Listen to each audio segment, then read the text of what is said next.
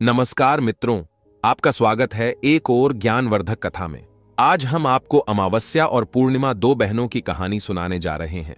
मित्रों, जैसा कि आपने सुना ही होगा कि पूर्णिमा को शुभ और पवित्र दिन माना जाता है, जबकि अमावस्या को अक्सर बुरी शक्तियों के प्रभावी होने का समय माना जाता है। परंतु मित्रों, क्या आप इसके पीछे के रहस्य को जानते हैं?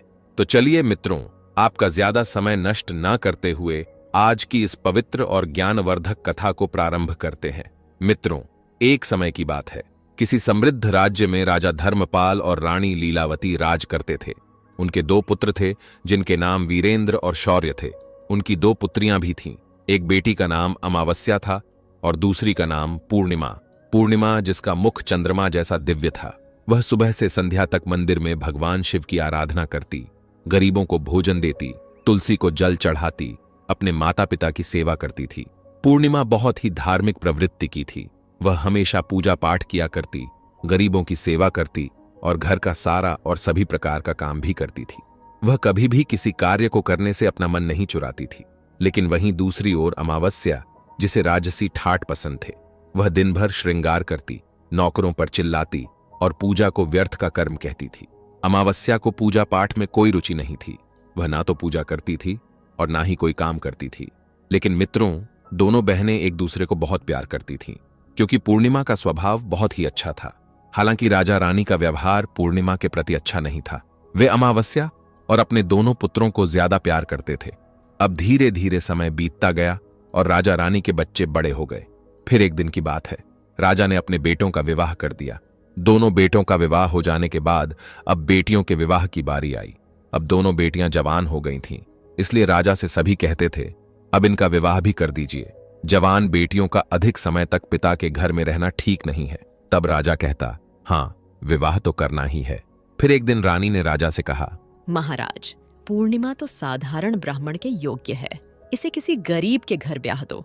और हाँ, भूल से पूर्णिमा का विवाह किसी बड़े घर में मत करना, क्योंकि इसे तो भजन, कीर्तन, पूजा पाठ और कहानियां सुनना पसंद है।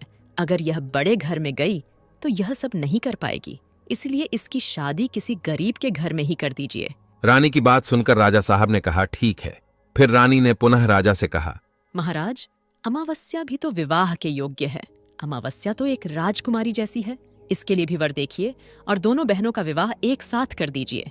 तब राजा ने पास के ही गांव के राजा के बेटे के साथ अमावस्या का विवाह कर दिया और उसी गांव के एक गरीब किसान के बेटे के साथ पूर्णिमा का विवाह कर दिया। जब राजा ने रानी को यह बताया तो वह बहुत खुश हुई।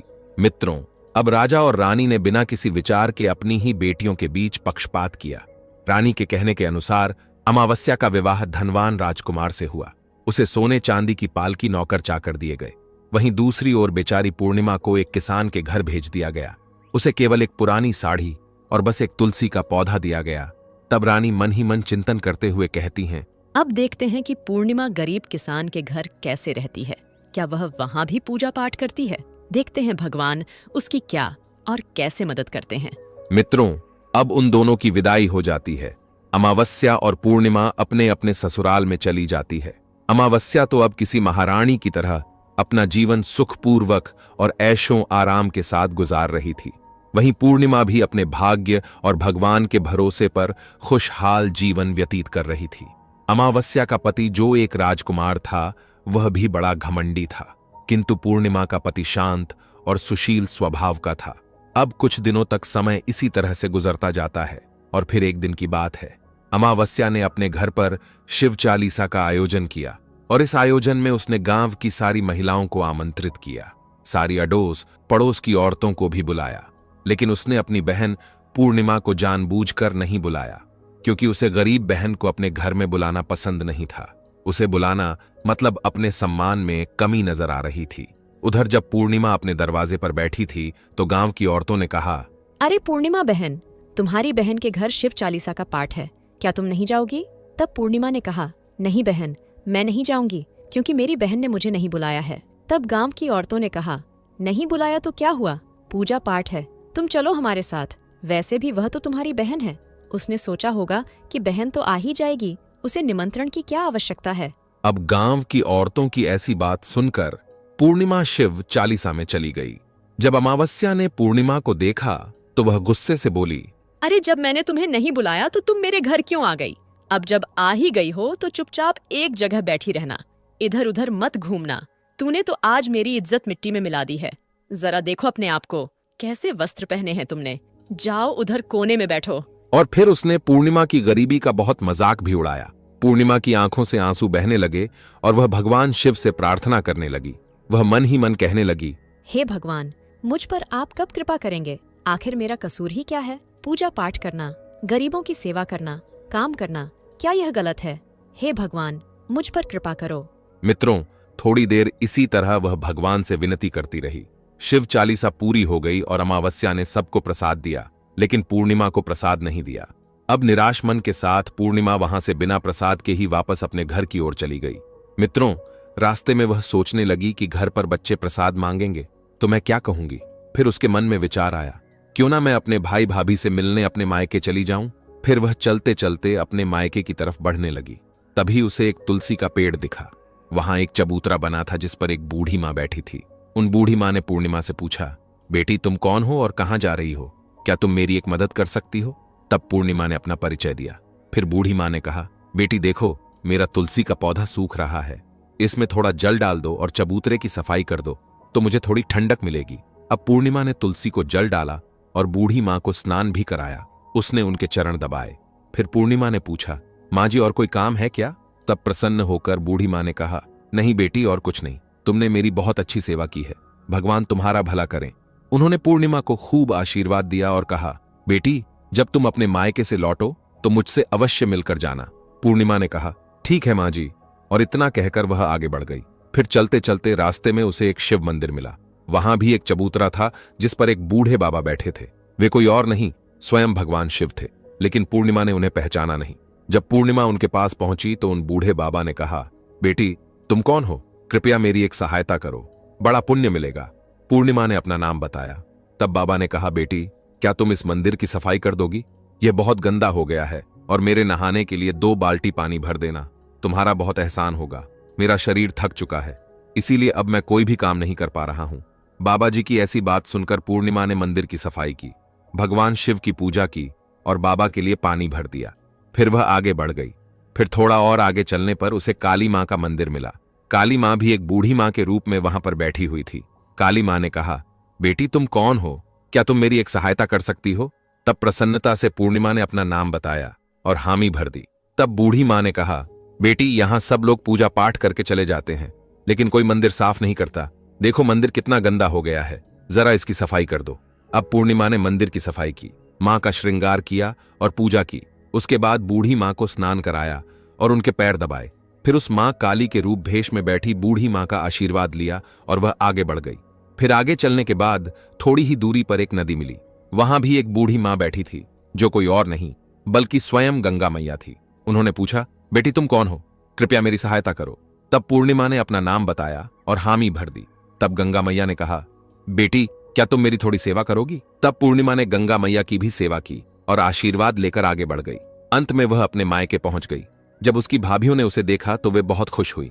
उन्होंने पूर्णिमा का स्वागत किया और कहा, वाह क्या बात है बहन जी, आप बहुत दिनों बाद आई हो। तब पूर्णिमा ने कहा, हाँ भाभी, आज मन हुआ सभी को मिलने का तो चली आई। तब भाभियों के साथ मिलकर पूर्णिमा ने अपने मायके में भी सारे काम किए। उन सभी ने खुशी खुशी एक साथ भोजन किया और रात को अलग अलग विषयों पर बातें भी की। फिर अगली सुबह जब वह जाने को तैयार हुई तो भाभियों ने उसे एक लाल साड़ी दी और कहा, इसे पहन लो और जल्दी जल्दी आया करो, बहुत दिनों बाद आई हो। तभी पूर्णिमा ने लाल साड़ी पहन ली और 16 श्रृंगार कर लिया और एक भाभी ने एक थैला भरकर उसे सामान दे दिया। उसे लेकर पूर्णिमा घर से निकल गई। मित्रों, चलते चलते रास्ते में वही नदी मिली जहां गंगा मैया बैठी थी। उन्होंने कहा, बेटी आ गई, अपने मायके से क्या लाई हो? पूर्णिमा ने थैला दिखाया और कहा, मां जी मेरी भाभियों ने कुछ सामान दिया है। तब गंगा मां ने भी एक थैला निकाला और उसे पूर्णिमा के हाथों में देते हुए गंगा मैया ने कहा, बेटी यह लो मेरी और एक छोटी सी भेंट, यह बहुत भारी है, मैं इसे कहां रखूंगी, इसीलिए मैं यह चाहती हूं कि इसे तुम अपने साथ ले जाओ, लेकिन याद रखना कि इसे रास्ते में मत खोलना, घर जाकर ही खोलना। तब पूर्णिमा ने हामी भरते हुए कहा, ठीक है मां जी, और वह आगे बढ़ गई। फिर थोड़ी देर चलने के बाद वही काली मां का मंदिर मिला। वहां भी बूढ़ी मां ने पूर्णिमा को आशीर्वाद दिया और एक थैला दे दिया। अब उसके पास 3 थैले हो गए। फिर आगे बढ़ने पर वही शिव मंदिर मिला। वहां पहुंचने पर भगवान शिव ने भी उसे एक थैला दे दिया अब पूर्णिमा के पास 4 थैले हो गए। फिर चलते चलते उसे वहीं तुलसी माँ मिली। उन्होंने भी पूर्णिमा को एक थैला दे दिया। अब उसके पास 5 थैले हो गए। जब पूर्णिमा अपने घर पहुंची तो उसने सभी थैले खोले। पहले थैले में खाने पीने की चीजें और कपड़े थे। दूसरे थैले में सोने चांदी के आभूषण थे। तीसरे थैले में धन संपत्ति थी। चौथे थैले में अनाज भरा हुआ था और 5वें थैले में महंगे वस्त्र थे। मित्रों, अब पूर्णिमा के घर में किसी चीज की कमी नहीं थी। वह खुशी खुशी रहने लगी। अब पूर्णिमा का जीवन भी सुखमय हो गया था। फिर एक दिन पूर्णिमा ने सोचा कि क्यों ना मैं शिव चालीसा का आयोजन करवाऊं, और उसने शिव चालीसा रखी और सबको बुलाया। वह न्योता देने के लिए अपनी बहन अमावस्या के घर भी गई। फिर जब अमावस्या अपनी बहन के घर आई तो वह पूर्णिमा के घर में धन दौलत देखकर आश्चर्यचकित रह गई। उसने पूछा, अरे बहन, अचानक से तुम्हारे घर में इतना धन दौलत कैसे आ गया?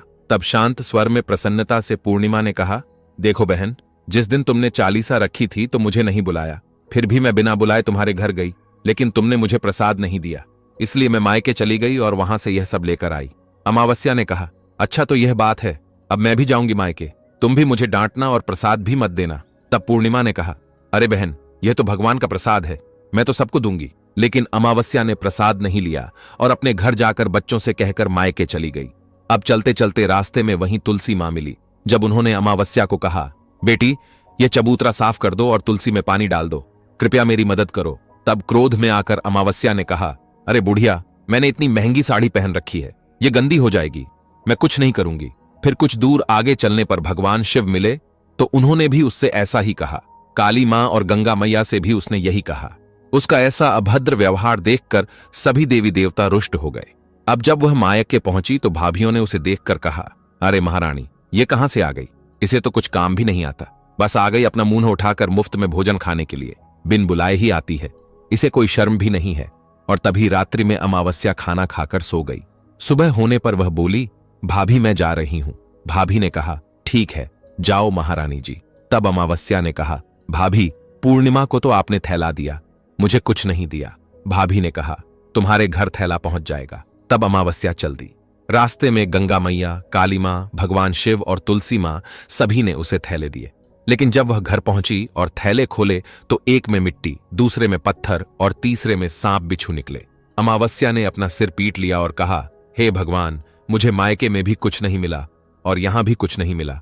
फिर वह दौड़कर पूर्णिमा के पास गई और बोली, हे बहन, तुझे इतना सब कुछ मिला, मुझे कुछ भी नहीं मिला, आखिर मेरे साथ ऐसा क्यों हुआ है? तब पूर्णिमा ने कहा, मैं मायके जाती हूं तो भाभियों का काम करती हूं, तुमने तो कभी भाभियों की मदद नहीं की।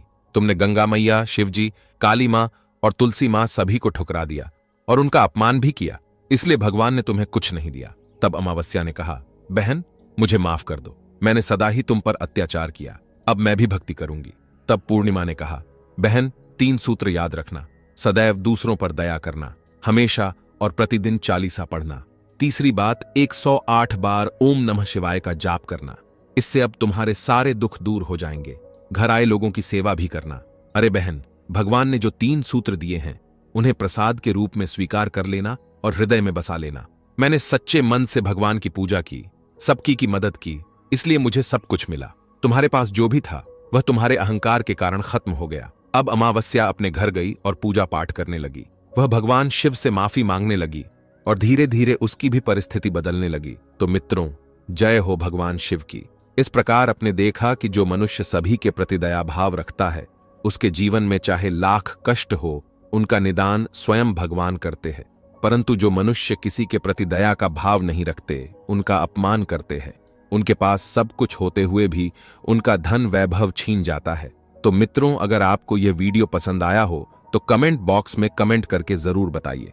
साथ ही इस वीडियो को ज्यादा से ज्यादा शेयर कीजिए और कमेंट में सच्ची श्रद्धा से ओम नमः शिवाय जरूर लिखें।